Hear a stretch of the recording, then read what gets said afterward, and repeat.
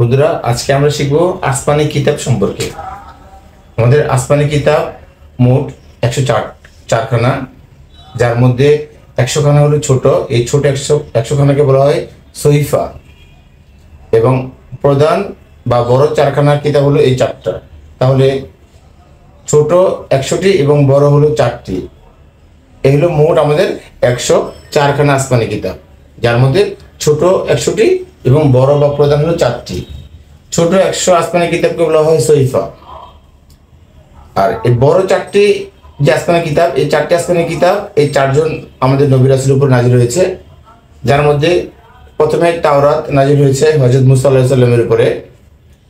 জাবুর 2 নম্বর, যা নাজিল হয়েছে হযরত দাউদ আলাইহিস সালামের উপরে। 3 নম্বরে ইনজিল, যা নাজিল হয়েছে হযরত ঈসা আলাইহিস সালামের উপরে। এবং সর্বশেষ এবং সর্বশ্রেষ্ঠ আমাদের আসমানি কিতাব আল কুরআন, পবিত্র আল কুরআন, যা নাজিল হয়েছে আমাদের সর্বশ্রেষ্ঠ এবং সর্বশেষ নবী হযরত মুহাম্মদ সাল্লাল্লাহু আলাইহি সাল্লামের উপরে। ওকে বন্ধুরা, আশা করি তোমরা বুঝতে পেরেছো। ধন্যবাদ। আসসালাম।